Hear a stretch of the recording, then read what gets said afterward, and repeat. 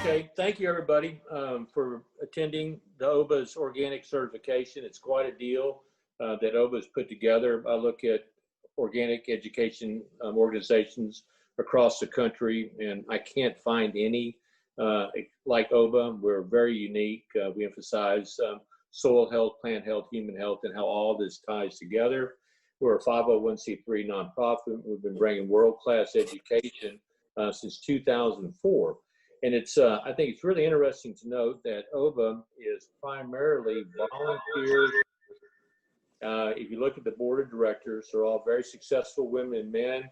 They freely donate their time away from their businesses and their family to help us. We did get extremely lucky, and in January, we hired our first executive director. It's made a gigantic difference. Danny Millikin in the lower right-hand corner. And Danny has done a lot for this group, and I really appreciate his efforts. He's the one, he and Brad put together the organic certification that we're doing today. So thank you, Danny. Thank you, Brad. And thank you, sponsors. Now, OHBA has been successful. We don't take any grants or foundation money. Happy to. But we primarily work with monies that we generate ourselves through ticket sales and through sponsorships. And we really need the sponsors. And I'd like to thank the sponsors that we have. They're quite numerous, and they're all just awesome people. The first is Enchanted, the Enchanted Nursery and Landscape Group. There's 2 locations, absolutely stunning garden centers. I mean, these are destination visitation places. Beautiful plants, some of the healthiest, most gorgeous plants, diverse selections you could possibly imagine. Organic, educated, fantastic service people, and do just beautiful, beautiful work. To learn more, this is their website. And then Clark Condon. Clark Condon is extremely inspirational and instrumental in Houston being the largest, most strongest organic city in America. A lot of people don't know that, but we are. A lot of it has to be because of Clark Condon. And they do just magnificent, large commercial jobs across the state, public parks, water parks, corporate headquarters, botanical gardens, just amazing what they do. And they work the sustainable organic specifications in everything they do. And right there, that picture shows you just how good organics work above anything else. And if you want to learn more about Clark Condon, visit their website. Very interesting website. You learn about the people, the team, just wonderful, wonderful folks. Ooh, Arbor Tree. Now, my favorite arbor company happens to be located in Houston, owned by Brad Phillips, one of the board of directors. Sensational individuals, sensational people. They know science, folks, and they're very concerned about doing what's right. And they're all organic. They're just a terrific, terrific company. And if you'd like to learn more about them, head over to their website right there, arbortree.com. Thank you, Arbortree, for sponsoring. Tellefson, now that's a great picture. Tellefson is another very, very successful story. They're organic, sustainable in their approach and their design.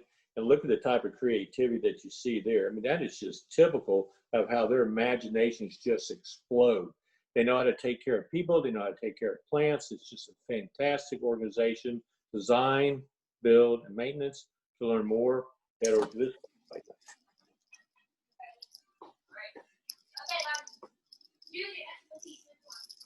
And Microlife, wow. Now this is just a wonderful company.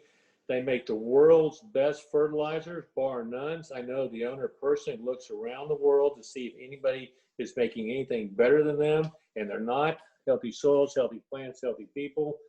Fantastic company. To learn more about Microlife, and the website's just loaded with all sorts of information, like how to control weeds organically. Who doesn't need to know that? So thank you, Microlife. Nature's Way Resources, John Ferguson's company, one of the original founders of OHBA.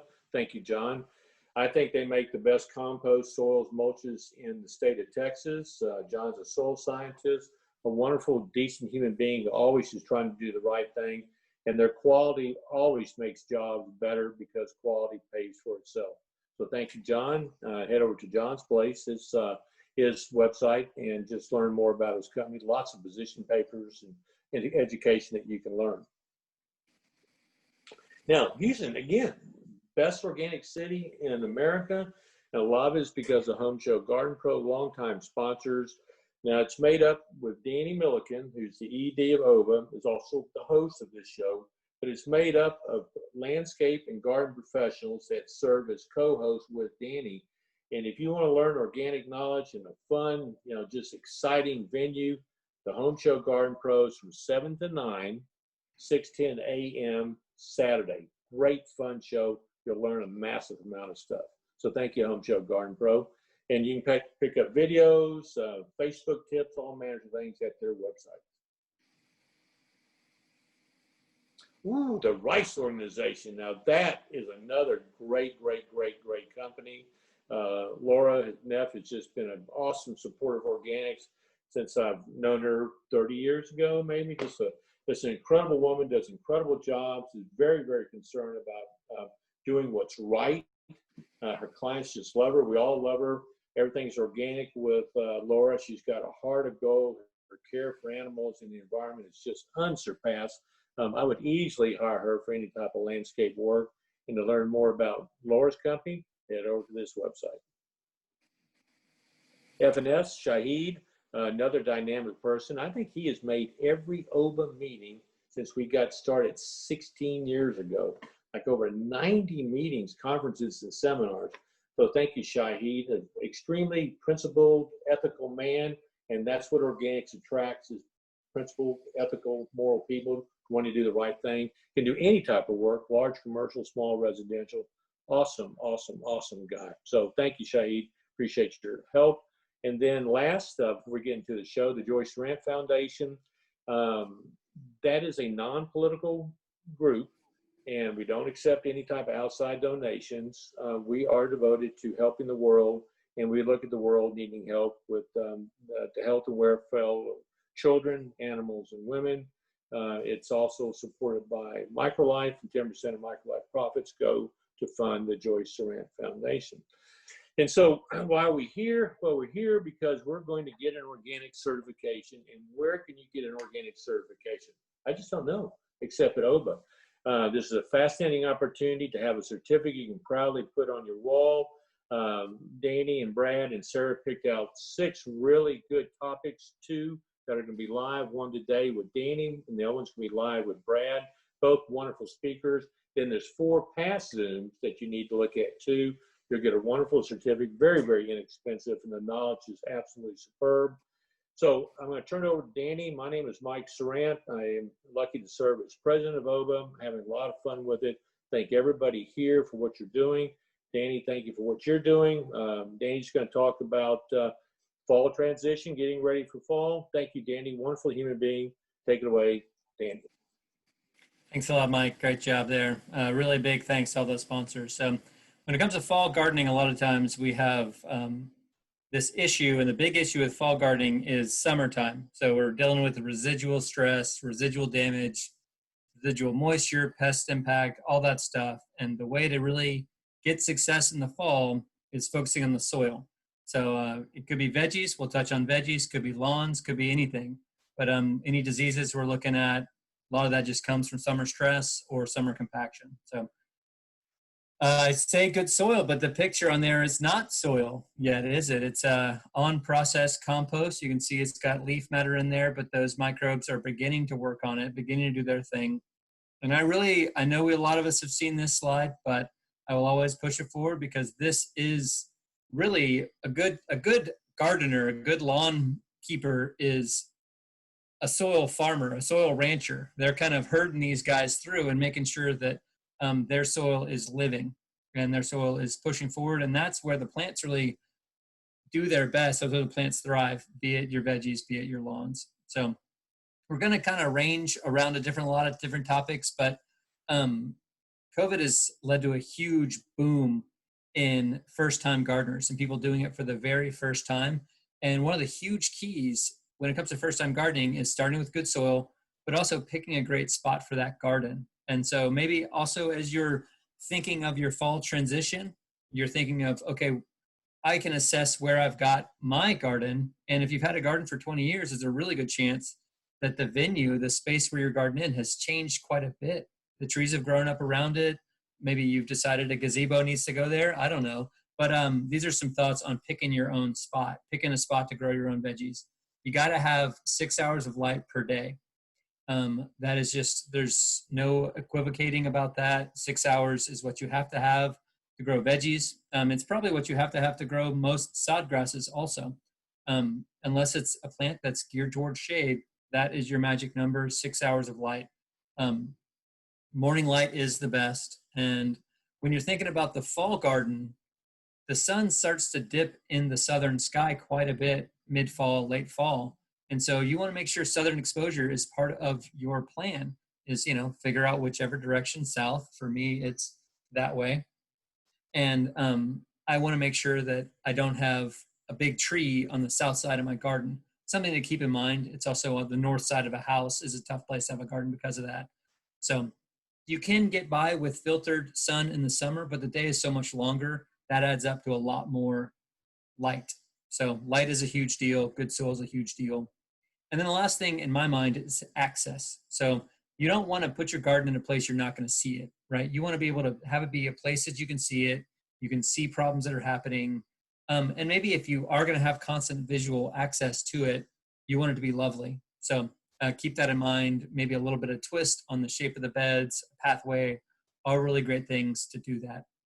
Physical access, you think about the wheelbarrows are going to go there, the many times you're going to walk there, you're going to take your hose there on the regular.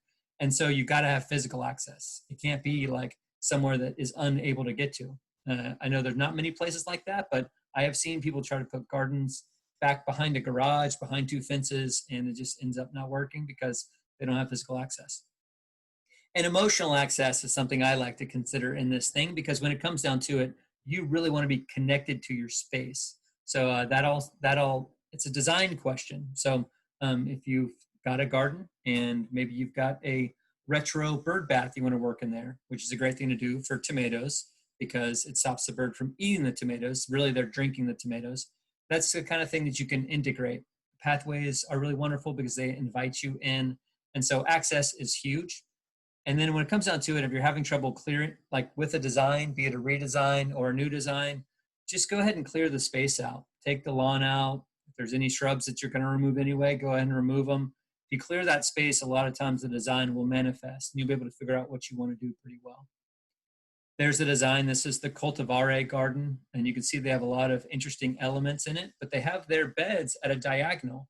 And you walk back there and it really kind of just keeps inviting you back. And the open spaces end up being almost like hidden rooms, and you can go back there and check it out.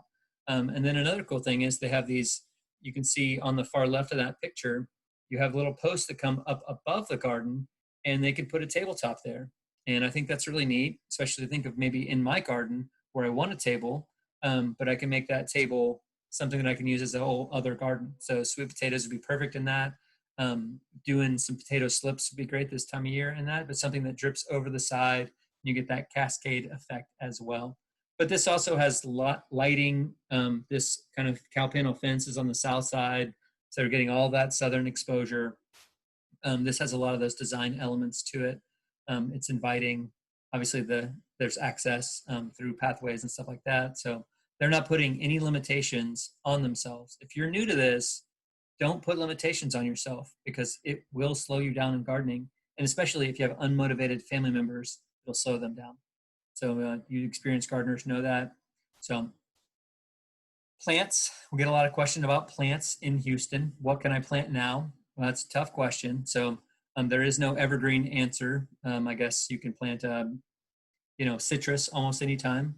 So but in the veggie bed, what can you plant right now? Well, every few weeks, basically 3-4 weeks, a new window opens for one crop or another. So right now is a great time to plant a few things, but in 3 or 4 weeks, it's going to be a whole new list of stuff. This is where I always plug Dr. Bob Randall's book, phenomenal book, Food and Vegetable Growing for Houston metro area, phenomenal book. And it's going to have a really long list of a bunch of really great plants that you can plant. Texas AgriLife also puts out a calendar. I updated this second bullet point today.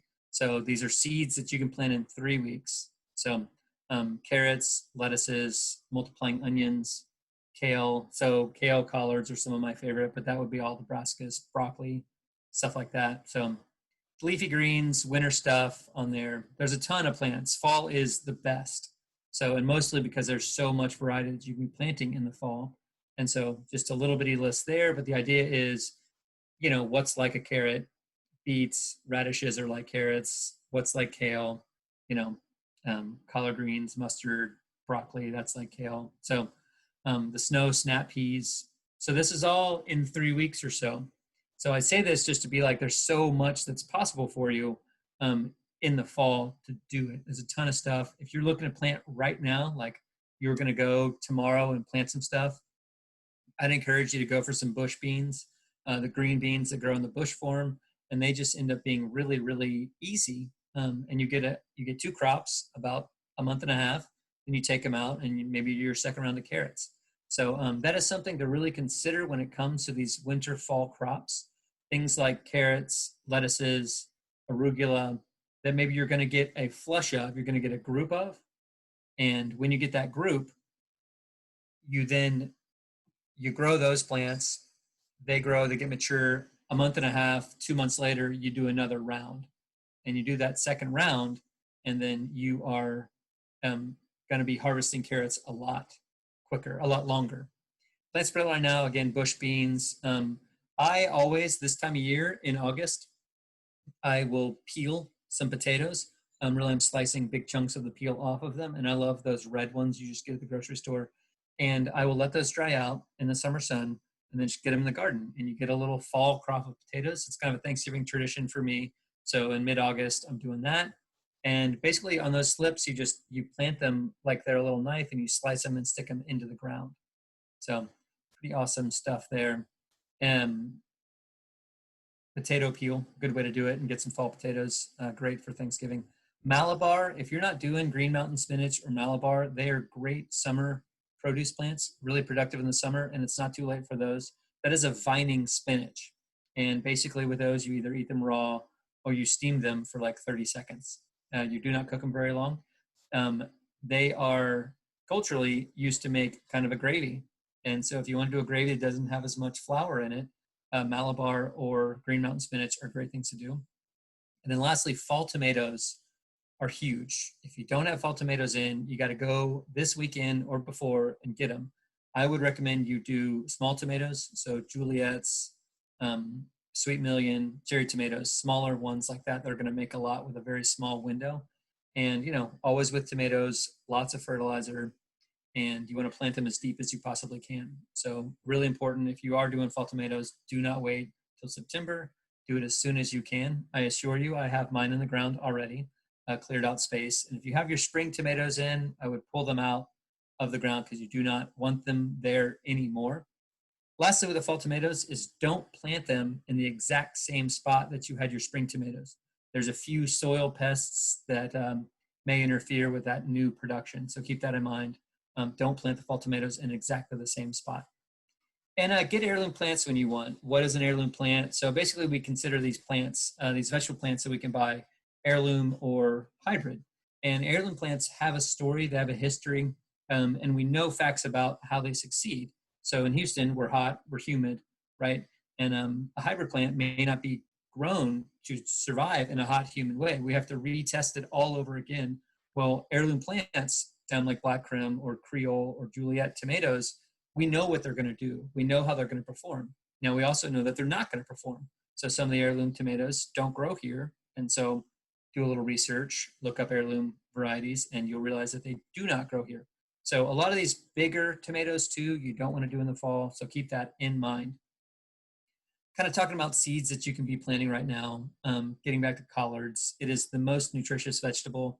Each serving is 2.5 times the calcium of milk. There's a lot of iron in it, a lot of other minerals. Pretty much it's really good at whatever minerals you have in your soil that will be in your food. And so the food you grow at home is 3 to 5 times more nutritious than what you buy in the grocery store, which is pretty wild. So coming off of summer stress, we have an impact on the soil, and we're going to have some weeds. So if you haven't really seen a burst of weeds yet, you'll start seeing them. But the cool thing about weeds is they tell a story. They kind of diagnose for us. just important for us to be aware. So we use this a lot when we're thinking of lawns, but it's just as true in our flower beds, kind of our herb beds, our veggie beds, is that if we see these types of roots, these types of weeds, kind of means that we have this unique problem. So Virginia buttonweed we see a lot right now. Well, it's because the heat has compacted the soil a little bit. And so all of the water is staying at the very top of the lawn. Tap roots, maybe not dandelion, but maybe you've got ixora, you've got wood sorrel. It looks kind of like clover, and that would kind of point to compacted soil. So you see on a lot of these, the problem that it's pointing to is compacted soil. So low succession plants like Dallas grass or crabgrass, they have these big roots that grip real hard. Well, they're such strong rooters because they're trying to break up that hard compacted soil. And so that's something just to keep in mind, is that compaction, especially at the end of summer, is a big deal. If you have been kind of using chemical fertilizers, conventional fertilizers, you're going to have more compacted soil than those of us that have been using organic fertilizers. And it just happens to be in the nature of the fertilizer itself. So that's something to keep aware of too. And we're going to explore that a little bit more later on. What are some fall threats? As you can see, summer stress residuals is a big fall threat. These plants have been dealing with it. I mean, just last week, we're seeing plants start dying all over the place, new plants, healthy plants, because of that high heat. And then this kind of cooler week, we're going to see a little bit less intense health stress on plants. So we often have very heavy rainfall in the fall, be it hurricane related or something else. But that is a compaction thing. Another fall threat are fungal problems like brown patch or kill all patch. And weakened soils from that stress, from maybe a bad fertilizer batch or from sod webworm, chinch bugs, whatever it is that did a number and reduced the plant health. Anytime you get reduced plant health, that's not just from poor soil. It sometimes can lead to poor soil. They work together. It's all a living system like we saw in the soil food web. Roots are the real powerhouse. That is a phenomenal thing that can happen. They do all of these great things. My favorite thing that they do is they release something called exudate into the soil. It could be lawn, it could be your peppers that are thriving, it could be anything. They release these exudates, and that is a sort of a goo that they use. They used to think that it was just to loosen up a hole in the soil so the root could grow into it, kind of like drilling, liquid drilling. But it's not just that. It is actually food for that soil food web. The life in the soil eats the exudate, and in the exudate are chemical messages. And so if the plant needs some kind of mineral, like if it needs iron, it'll communicate that through the roots to the soil life, and it'll actually acquire iron and bring it to the roots. So pretty amazing. So if we can apply clean minerals to our soils, we'll have healthier roots, because when it's time to express to the soil life, I need this mineral, it'll just be able to get it and deliver it to the roots. So they also can mine nutrients on their own, but they're so much more effective in healthy soil. A lot of roots return nitrogen to the soil. They're always returning carbon to the soil. Nothing returns carbon to the soil like healthy plants in organic soil. You'd imagine that exudate is carbon, and so it's taking carbon out of the air, getting it through the plant and putting it in the soil. Absolutely phenomenal. They also store and harvest water. Again, all this stuff is really true in healthy soils. So solutions to some of our problems. Again, we're going to be pointing to healthy soils yet again. Compaction coming out of the summer. This is where we're just going to start seeing our grass die, our plants struggle, and it's just through compaction. So what can we do to kind of find a solution there? Some organic solutions. My favorite is compost top dressing, and I'm just going to wax later about compost. So phenomenal.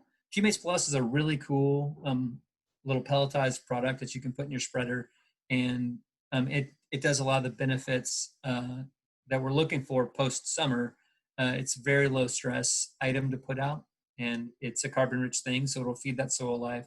Really great time right now to put humic acid in your veggie beds to give that boost of soil energy that can happen, and just a phenomenal thing. Correct cutting height. It's not a great time to be pruning a bunch of stuff, but that's what we have to do with our lawn. But do not cut your grass too low right now, no matter what. Keep it high. If you really are having some problems, I'd encourage you compost top dressing. And then fall, one of the big risks in fall transition from summer is that we're going from high water needs to low water needs. And that's a big thing to remember is a lot of times we are really late on adjusting our watering to that lowered need. And so keep that in mind as you're watering your lawn, you're watering your veggies, your flowers, that you don't need to water as much. Really starting in September, you can kind of stop watering and see if you see plants that need water. Wilting, there's a certain kind of water wilt that happens, and you probably won't ever get there from here on out for the rest of the year. Watering smart too, that's where cutting the correct height, you can improve compaction, your soil will store a lot more water. You only water when needed, and you don't water in the middle of the day. And then by not overwatering, you're going to improve root depth. We mentioned roots are the powerhouse. So if you can improve root depth, you'll just have healthier plants. And that's a really great thing. You'll have hardier plants. If we do have a cold snap, you'll have fast growing plants in early fall. All that stuff is very important. And then healthy feeding.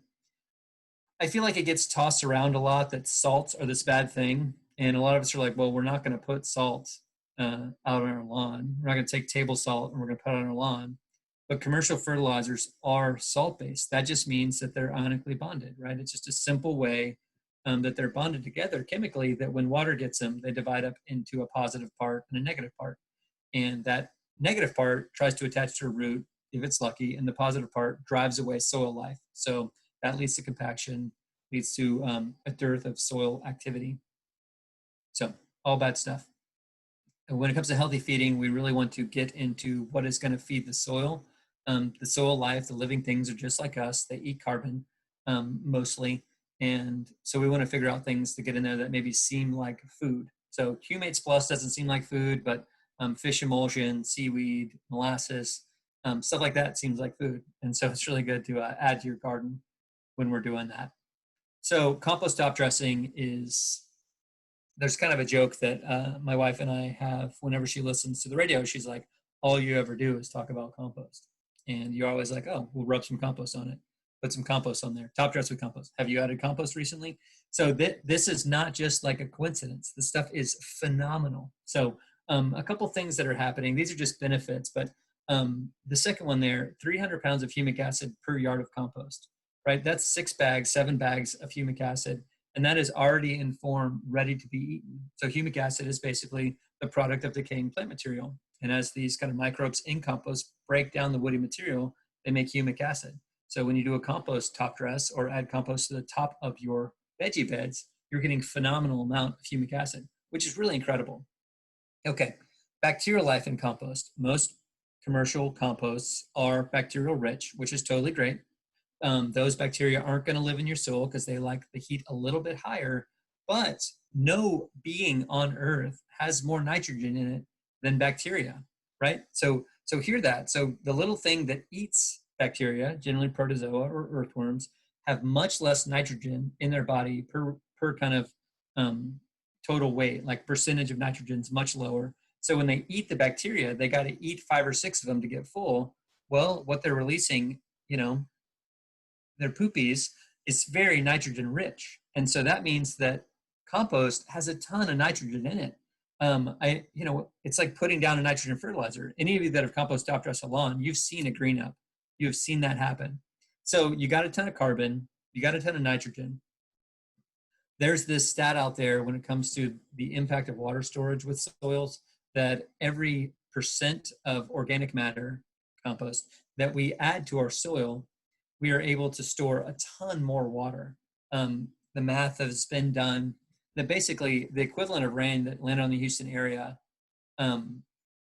that could have been stored in soil if everybody would have top dressed their lawns. And I don't think it's everybody. It's like 5% of lawns would have been top dressed, could have stored that much more soil. It's absolutely mind-blowing, this power that compost has to help the lawn do all the things it need to do.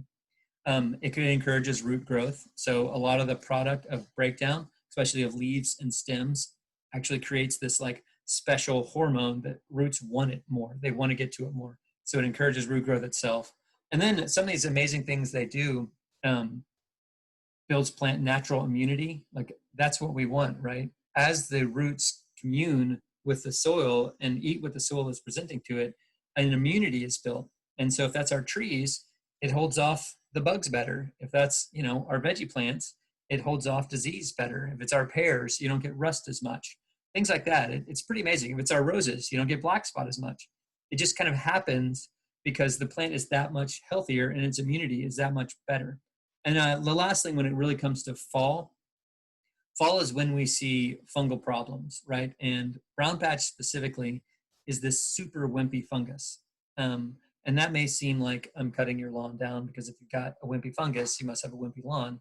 Well, you don't have a wimpy lawn. It could be very, very tough, but it lacks diversity, right? It lacks a big bank of different fungi and different types of bacteria that actually eat fungi. They'll eat the brown patch. And so if you have all of these bacteria and these fungi, you get the brown patch going. Well, it's just eaten by, actinomycetes, which is a major ingredient in Mike's Microlife brown patch. That lawn fertilizer has actinomycetes in it, and that material eats brown patch fungi. It's absolutely a wonderful thing to think about, is if you have soil diversity, you cannot get as much impact, as much damage from some of these bad elements. And one thing that I didn't even get on here, maybe it's plant's natural immunity, but there's a rating called BRIX, and BRIX. I encourage you, as you get your organic certificate, to look up this rating, and you measure it, and basically it tests the quantity of sugar in the plant, but it also kind of is a measurement of the quality of sugar. And so a big industry that uses BRIX is the grape industry. Wine industry uses it to see how quality the taste is of each individual grape. And so they can test that. But the cool thing is the only way to increase BRIX, and NASA discovered this fact, is by increasing soil health. And the only way to increase soil health is the organic habits that you're going to learn about in these videos. Doing compost top dressing is one of those habits, but it's the only way to increase BRIX. So biodynamic grapes, organic grapes are always going to have a higher BRIX. So what's the benefit when it comes to gardening? Well, plants with a higher BRIX, they're desirable not to those pest insects. They're desirable to us, to people. Lower BRIX, that's when you start getting the sod webworm, the aphids, and summer stress can lower BRIX. So that's why doing a compost top dressing right now is such a phenomenal thing to do. So also, one little benefit of compost is it's so pretty. It's got such a lovely dark brown color. So, your fall mulching can just be compost, and you'll have the prettiest mulch on the block. Kind of a great idea. So on the point of watering less, this is the Texas et.tamu.edu network. So ET is evapotranspiration, and it is the amount of water that you lose, right? So it's either evaporated, or transpiration is the plant breathing, right? It's releasing water vapor when it releases the oxygen, the contrast of it taking in CO2. But ET data is collected and talked about it. So you go in here and you see oh, my sunlight exposure is full sun. I have St. Augustine. Okay, there's the previous 7 days of weather data. And then it says, okay, my effective rainfall was 0.05, right? 0.05 was the amount of rain I got in the last 7 days. And the requirement I needed minus that rainfall. So this is how much, the 3 thing is how much I need, the total amount of inches I need to put on my lawn right now. You see 0. I need to put 0 inches down on my lawn right now. And so it's kind of said, okay, adjust your sprinkler rate. You can do that there. And then how much time should I be running my sprinkler? 0 minutes. And so this just helps me see not how much water do I need to put down based on allegory or based on some other information, but when it comes down to it, how much did I actually lose? How much water is needed by the plants to do this. And, they have it for planting beds, they have it for trees. So it's a really great tool to use to actually get a better assessment of how much water you need to put out. And I assure you, if you're an avid waterer, you're putting too much water out. I'm not an avid waterer. The only thing I water are my veggie beds. And sometimes I check this, and yes, I'm overwatering, especially if you've mulched your beds. So this is just a little great tool to water less. I put a question mark because fertilizer, because, here in this group, we think of fertilizer and we think of some of the great organic fertilizers that are available. But the word fertilizer it means the thing that makes something fertile, right? Actually makes it more fertile, not less fertile, more fertile. Fertile is kind of a funny word, I guess, like turtle. But anyway, so the things that don't make soil fertile are commercial fertilizers, right? They just don't do it because they're a salt compound. They change the water to something else, which is not ideal. And it really is lucky because that salt fertilizer has to like accidentally brush a root for it to work. And so much of it gets further down in your soil, making that soil less fertile, actually less life. And that salt part drives away living organisms or kills them, one or the other. And so if you had this lush, soils, it was so nice and dark, you were seeing earthworms, and you put down a couple of commercial fertilizers, not organic fertilizers, what might end up happening is that it gets a little bit harder. You see a lot fewer earthworms because you've run all their food off. They don't have food there, so they're not going to stay. And then you're going to start dealing with compaction. You're going to start dealing with more weeds and more health problems. So keep that in mind. As you deal with more health problems, then you need pesticides, you need herbicides, right? You need pesticides because your bricks dropped. And so pests are coming in to eat your stuff. You need herbicides because now you've got weeds everywhere, right? You need fungicide because the soil's unhealthy and those wimpy fungi are going to start dominating. Then you need pre-emergence to stop other weeds. So now to not spend all the money to go organic, you're spending all this money to make sure you can use your commercial fertilizers, where when it comes down to it, you can work with Mother Nature. Literally, nature wants you to garden.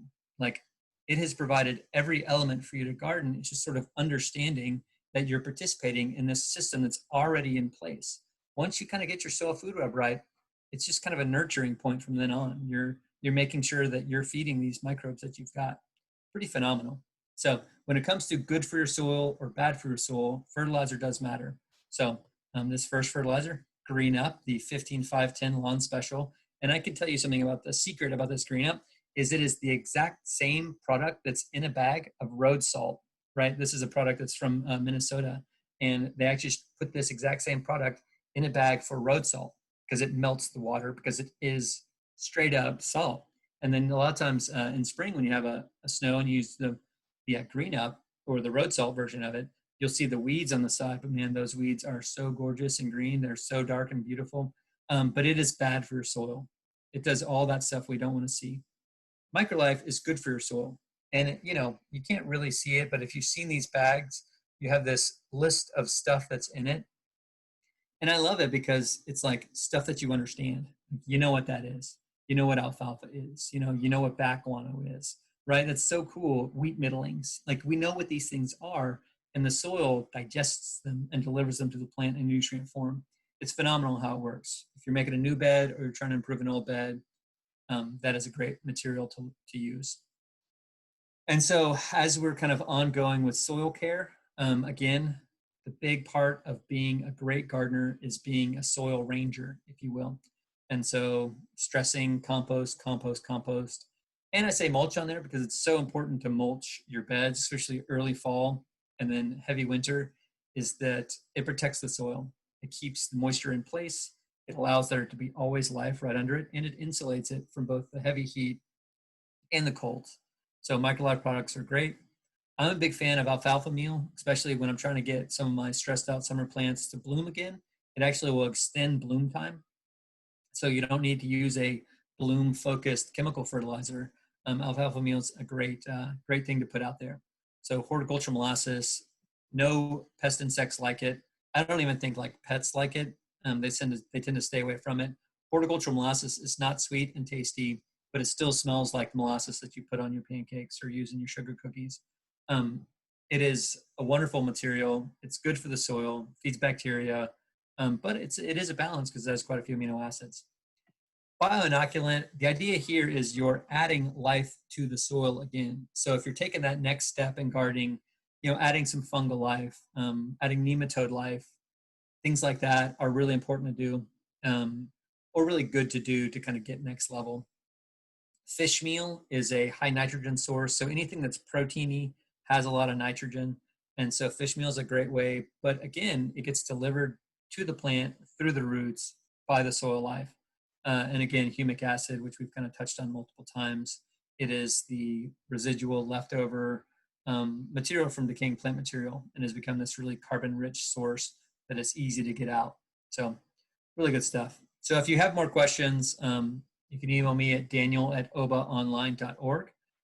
Or if you just want to go to the homeshowgardenpros.com place, there's the Ask a Pro button, and I get those those questions, and I answer those questions there. Also, Facebook's fun, the OBA page, and the Home Show Garden page are great. So stay up to date with future OBA events. The next one coming up is obviously Thursday, but we have both How to Use Algae in the Garden with Dr. Ramjohn, and we've got a pretty cool foraging one coming up too that's going to be amazing with Meriwether himself. So head over to obaonline.org and give us a follow.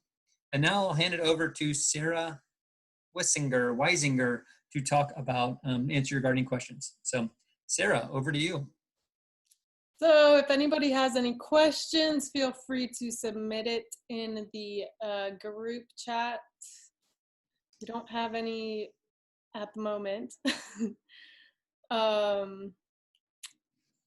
Anybody? You're welcome to unmute and ask a question that way as well. I have a question. Yeah, hey, Laura. I just couldn't get to the chat thing fast enough. This goes back to the gardening, vegetable gardening. Yeah. I'm only fairly new to this in the last couple of years. So with the tomatoes that you talked about doing now, are you talking about starting them inside? Because I know, Danny, you and I are in another growing forum together. So a lot of people are starting out with the little seedlings inside, but I'm out in full blasting sun all day in my garden. So should I just go out there and plant it, or do you want me to start it inside? We need to be planting kind of like 4 or 5 inch minimum transplants right now. So if you're still at 2 inches, I'd go just get some seed starting. Maybe it was a month and a half ago, something like that. So if you do have some little babies you started inside, start getting them some morning sun. I haven't had time, so I would be buying it, but I do have my pole bean seeds. Yeah. I just cut back my pole beans from the spring, thinking maybe they'll come back, but I want to do the bush beans, so I'll just have to go buy those. Yeah, and I like Gold Rush because they turn gold when they when they ripen. The bush beans. Yeah. Okay. All right. Thanks. All right, so we do have a question from Susan, and she wants to know, how about seaweed? I hear some organic gardeners talking about it. I love seaweed. I think it's a phenomenal thing to do if you're looking for a health boost. And it's kind of like a smoothie, like if we're thinking of human health and food as medicine, a good fruit smoothie with some good stuff in it really makes us feel better. It can serve as a meal, but seaweed in the garden is great. And it's really a balanced food for the soil life. I know multiple landscapers that finished their jobs, that they planted everything, they're about to go away, and they watered in with seaweed. And all of them swear that you get a couple shades healthier on the green just by doing that. And I know that you get less replacement rates when you're doing that. Like you don't replace your plants at that fast of a rate, and you get quicker blooms on new planted plant stuff. So huge fan of seaweed. It is one of those just like go to anytime you're doing a fertilization, or if you just want to water with it, that's a great thing to do all the time. That's the sort of way I treat my potted plants that are outside. Is anytime I water, I'm putting in a little bit of liquid amendment, and seaweed is the best one too, because molasses can burn some plants in the middle of the day if you're doing a foliar spray, but seaweed really can't. Fish smells bad, seaweed doesn't. So there's a lot of benefits to that. Cool. All right, Brian Russ from Sustainable Growth Texas wants to know, what rate of alfalfa do you use in a lawn? Well, I'm actually not using alfalfa on the lawn too much. I think that's a great idea. It's a good carbon source. It's kind of like doing a little bit of compost. But in beds with things like roses or camellias or azaleas, I am putting that down probably the 40-pound bag, per 3,000 square feet or something like that. And I'm usually doing that in conjunction with something like MicroLife. So, but I'm not using it. Brian, if you can unmute, are you using it with success in the lawn?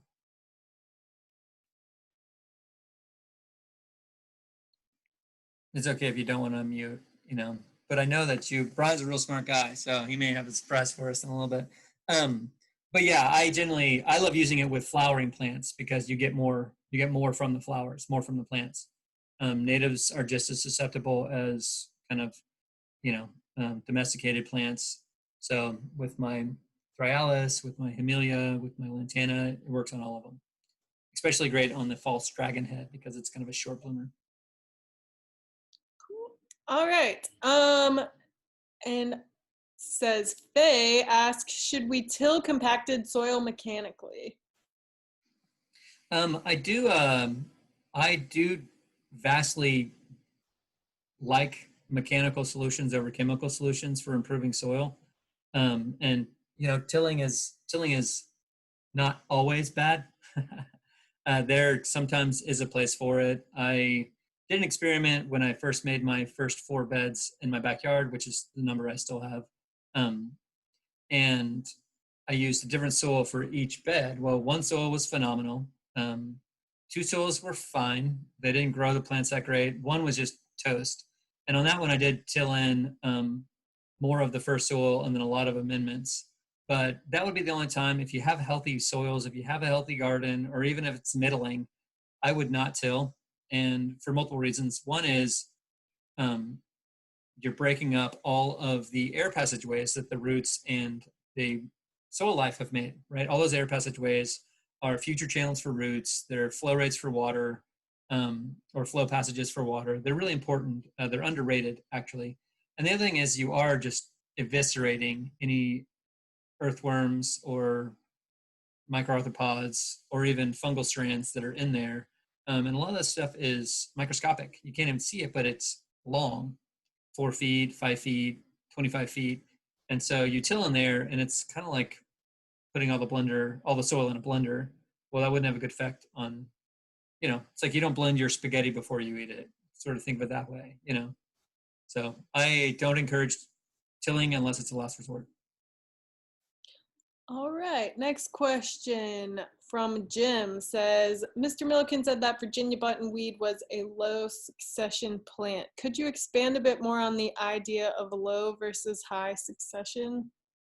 Sure, yeah, great question. Although I think it said crabgrass was a low succession plant and Dallas grass, but the concept of low succession versus high succession is that in kind of the path of evolution in nature, I guess, the evolution of plant complexity, you have the plants that would survive after a bomb exploded, right?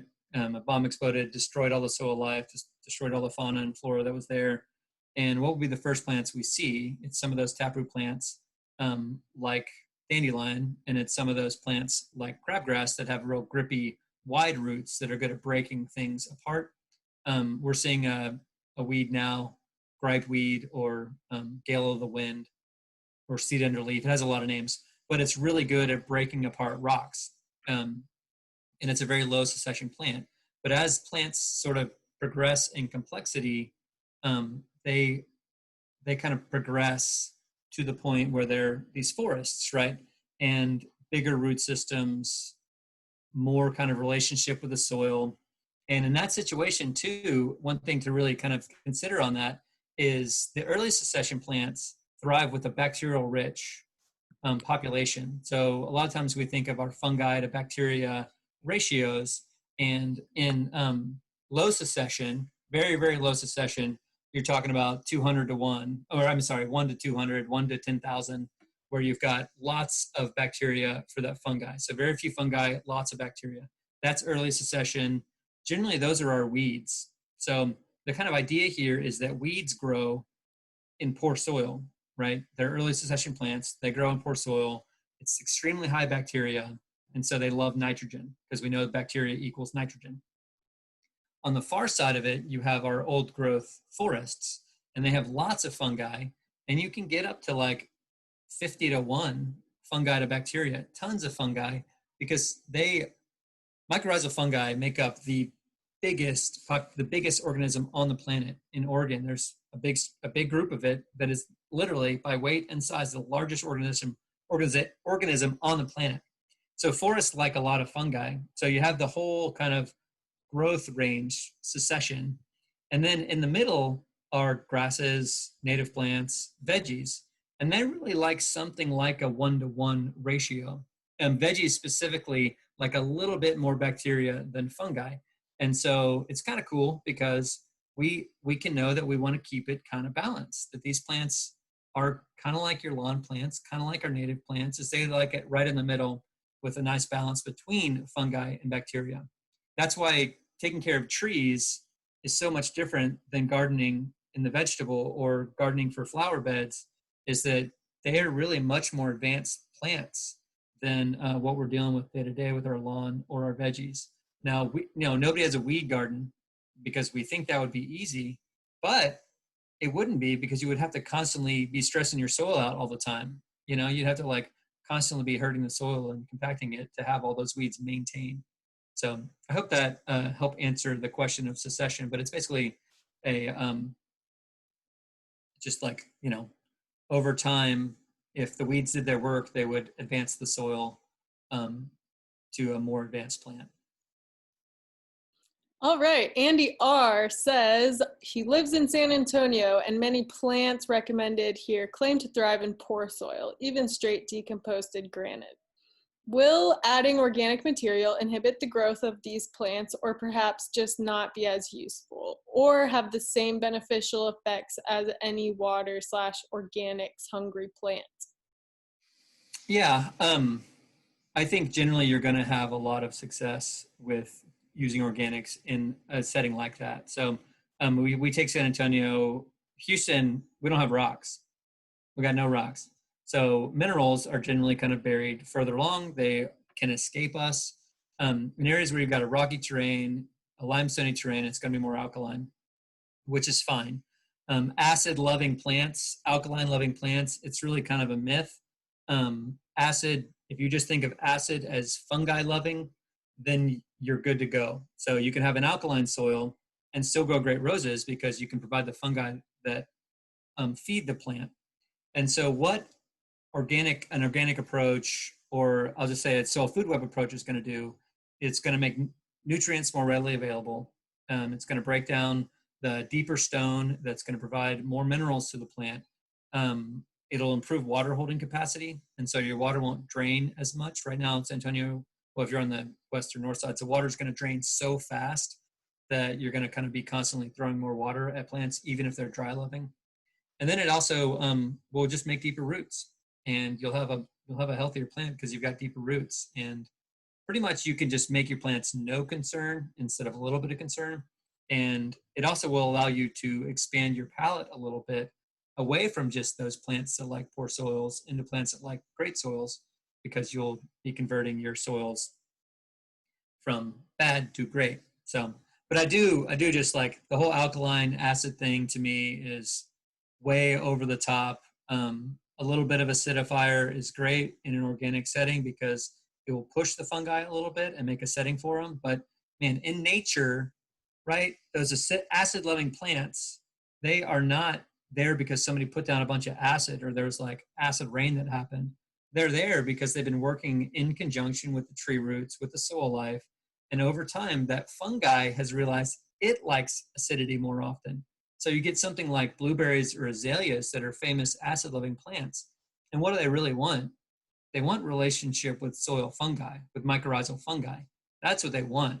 Do they want acid? If it brings them fungi. But if it's not bringing them fungi, then they don't want acid. They want the fungi relationship. So we all do. I mean, who doesn't love a fungi at a party? Right. All right. Mike B wants to know, how thick should you apply compost when top dressing? Yeah, if you're top dressing your lawn, 1/4 inch is max. So, I mean, I'm generally spreading it by hand from a wheelbarrow and then raking it with my rake upside down. And that is smoothing it out just enough, but you really don't need very much, and you don't have to do a perfect coverage either. The great thing about it is it's alive, so it's going to move itself. So keep that in mind, is don't stress it out. But if you put it too thick, it'll just take a little bit longer to get broken down into the soil. So, and a great thing to do if you are doing 1/4 of an inch, again, that's the high end of a compost top dressing for lawns, is get your blower out and just blow it in. So pretty easy to do. If you don't have a blower, head over to Southwest Fertilizer. They got great blowers. All right, Anthony Beavis wants to know soil health for large areas for cattle/turf. Anthony, hey, glad you're here. Great question. Three things kind of speaking to the benefit of using organic approach in cattle turf areas is that you get diversity of the plants much quicker, which means that you get nutrients for the cattle much quicker. And one of the webinars that you'll watch is by Betsy Ross, and that's her like specialty. And she is they're going to talk a little bit about fields, but she'll really go into that, why it's so important to have diversity. And then also, as the Brix rating goes up, the food just becomes more nutritious. So there's a guy in North Texas doing studies on these kind of, expensive horses up there. And as they increase the soil life and the soil health in these kind of horse prairies, the horse don't want their feed anymore. They don't need it. They're getting everything they need from the grass. And so it's just phenomenal, the amount of nutrients you get. And then you never have to water anymore because the soil holds the water. It's a phenomenal deal. And so I think in a large scale area, the way I'm going to approach it is by using liquids and spraying every once in a while. I mean, if I make a big investment and do something on a big scale, the first thing I'm going to do is humates. That's the first thing I'm going to do.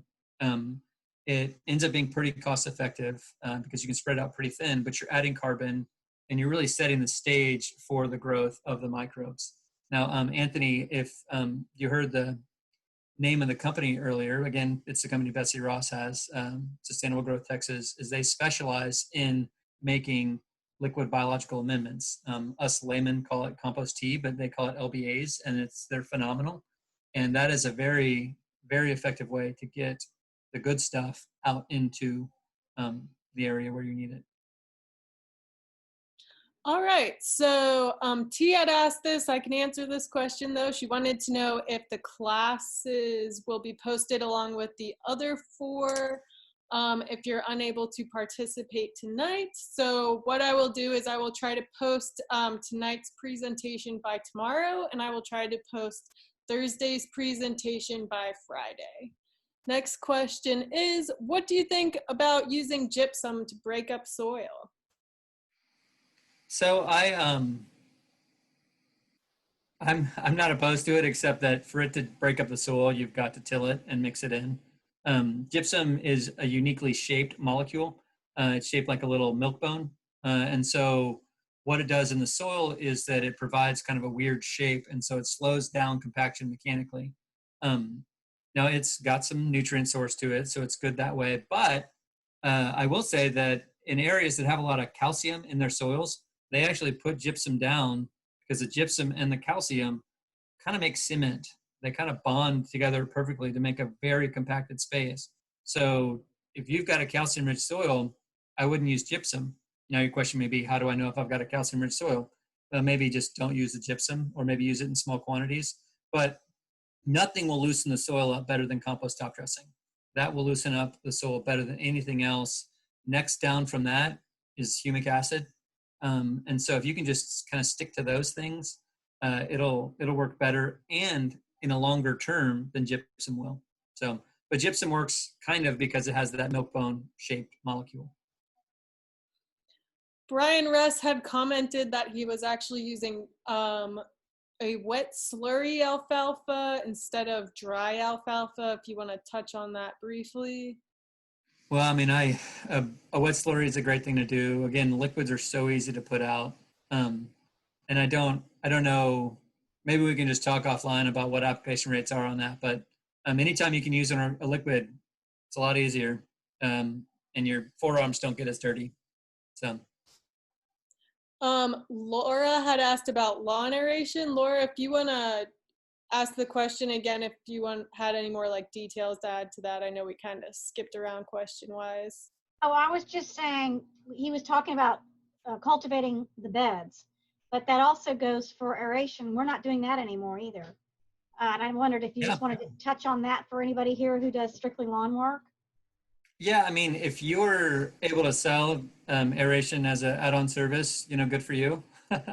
Hopefully, it's profitable because it's not really doing that much in the soil. Um, it is speeding up the process by about 2 weeks, but then in about 6 weeks, the biology will have caught up anyway.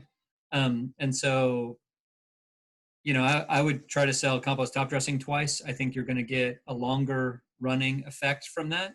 Maybe instead of selling an aeration and composting, you just say, hey, we do it where we sell this twice, where we're going to do 2 treatments. That's the option. And you will get residual effect, years of effect, versus kind of getting a little cheat for 2 weeks. So you think of that, a normal St. Augustine, its roots are 4 or 5 inches than normal. If somebody hadn't damaged it, Bermuda probably about 3, 4. But those roots can get, if healthy, 18 inches, 12 inches. I mean, in their natural setting, they're 6, 7 feet deep. And so that is way beyond the aeration range. If you got a 12-foot aerator, 12-inch aerator, I'd love to see that thing in action. So send me a video. All right, Clay from Sustainable Earth wants to know, does diatomaceous earth have a long-lasting ability to repel pests in turf, or is it only useful for a short period right after application? It matters how wet it is. So like if you put it down and then it got soaked, it would lose some of its sharpness. So diatomaceous earth is old kind of insect skeletons. They don't have skeletons, but you know what I mean. And it's very sharp. And so it's also brittle.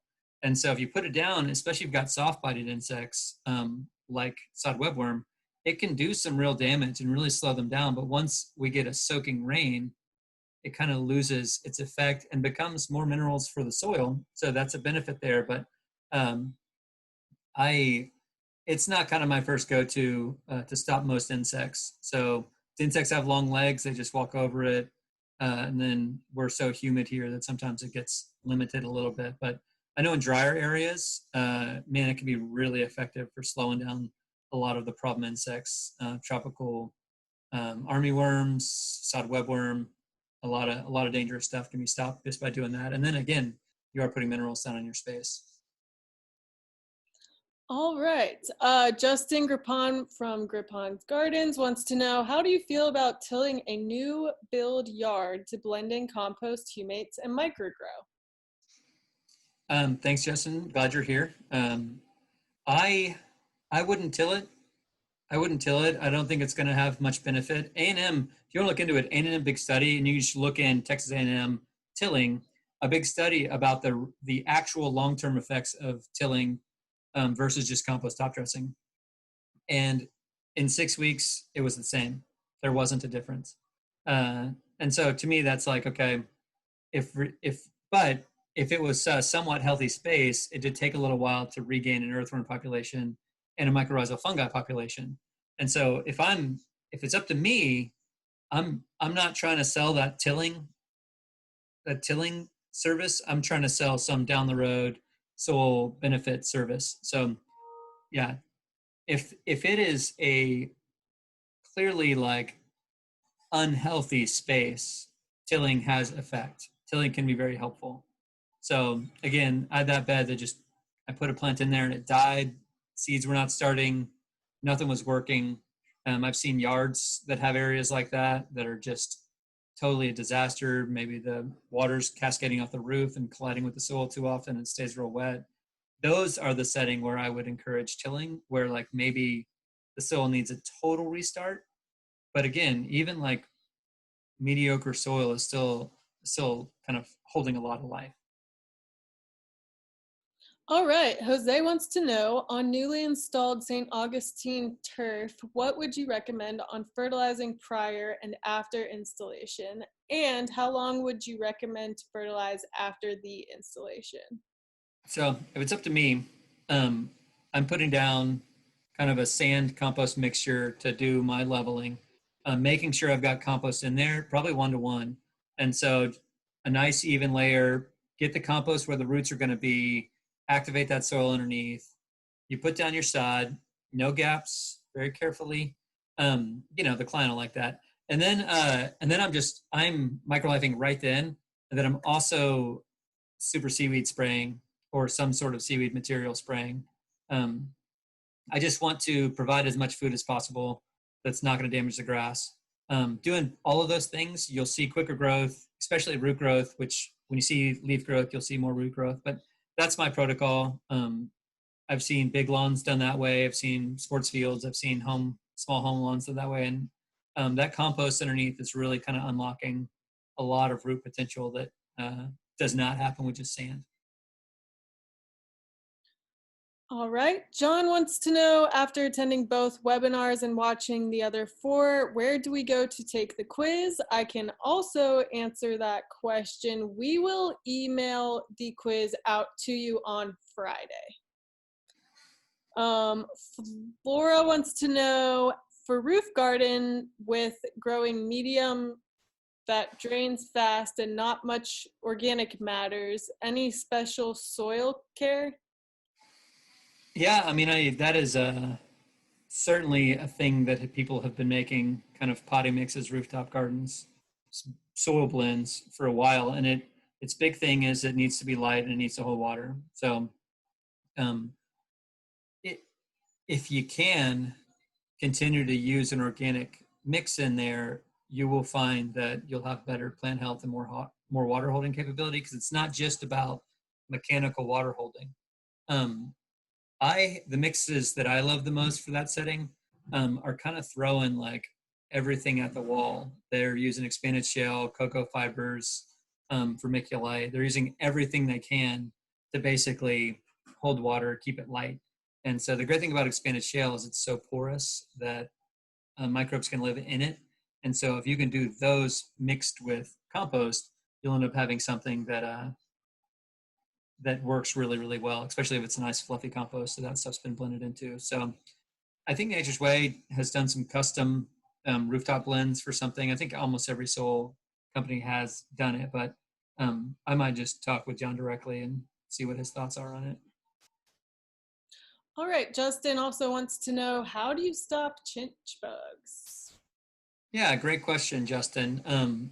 My feeling is normally chinch bugs are around where there's a missing sprinkler zone, there's this spot. And so we almost always see them in dry, hot areas. So next to the sidewalk, next to a driveway, something like that is where we often see them. And so the real kind of kicker is that place was probably not keeping water in it, had gotten compacted, and then was not irrigated. And so to me, doing an irrigation adjustment is a huge deal. And then compost top dressing after that irrigation adjustment that we know it can stay a little bit wetter will stop them from coming in. But they like compacted hot spaces. That's their favorite. All right, Susan wants to know, does corn gluten work for pre-emergent weed control in the Houston area? Yeah, you got to use it pretty heavily, but it works. I mean, yes. I love yes or no ones. They're nice. That's short. Yeah. Same.